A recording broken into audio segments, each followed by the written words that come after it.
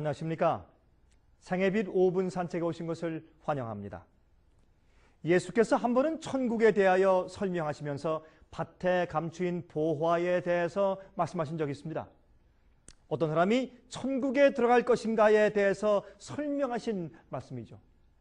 마태복음 13장 44절입니다. 천국은 마치 밭에 감추인 보화와 같으니 사람이 이를 발견한 후에 숨겨두고 기뻐하여 돌아가서 자기의 소유를 다 팔아 그 밭을 샀느니라, 그렇게 말씀을 하셨습니다.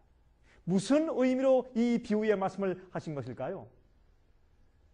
한 농부가 주인의 밭에서 일을 하다가 쟁기로 땅을 파는데 덜그럭 소리가 났다고 말입니다.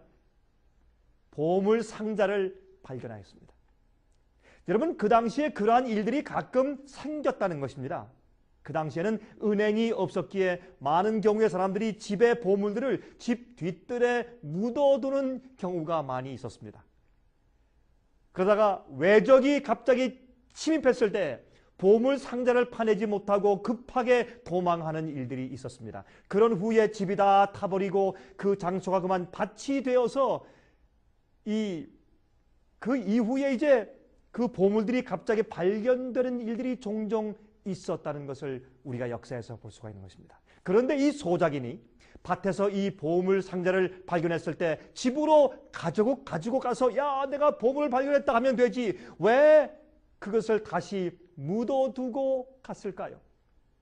그 이유는 그 보물이 아직 자기의 것이 아니었기 때문에 그런 것입니다. 남의 땅에 있는 것이기 때문에 아직 자기 것이 아닙니다.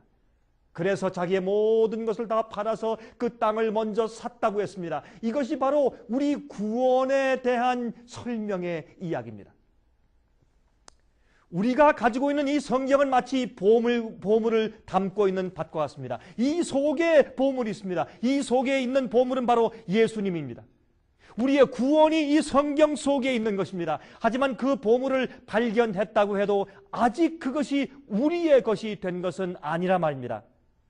그것을 내 것으로 만들어야 합니다. 어떻게 하면 이 보물을 내 것으로 만들까요? 내가 가지고 있는 모든 것을 팔아서 그 보물을 사야 합니다.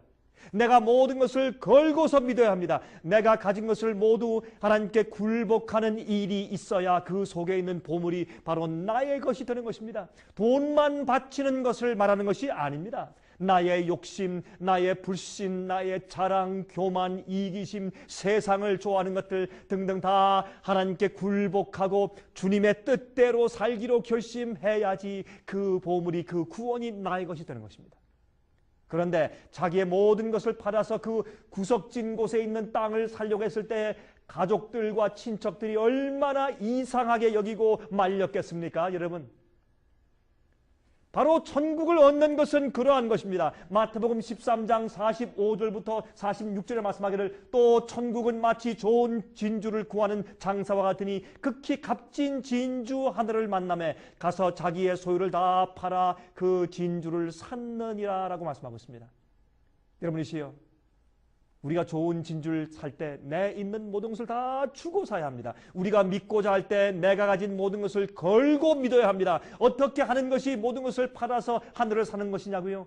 성경이 말씀하는 대로 믿고 따라가야 합니다. 진리대로 살아야 합니다. 주위 사람들이 이해하지 못하고 반대해도 내가 가진 모든 것을 걸고서 믿고서 따라가야 합니다.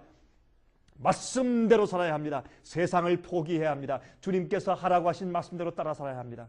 주님의 뜻대로 다 굴복하고 드리고 따라가야 합니다. 그러한 자가 천국에 들어간다고 예수께서 말씀하신 것입니다. 여러분이시여, 이러한 말씀들을 기록한 우리의 살아남는 일을 월간지를 신청하십시오. 그리고 성경 공부 과목들을 신청해서 연구하십시오.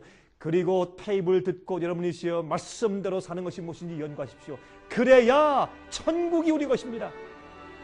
참으로 믿는 것이 무엇인지 이해하셔야 합니다. 제가 다음 시간 다시 뵙겠습니다. 안녕히 계십시오.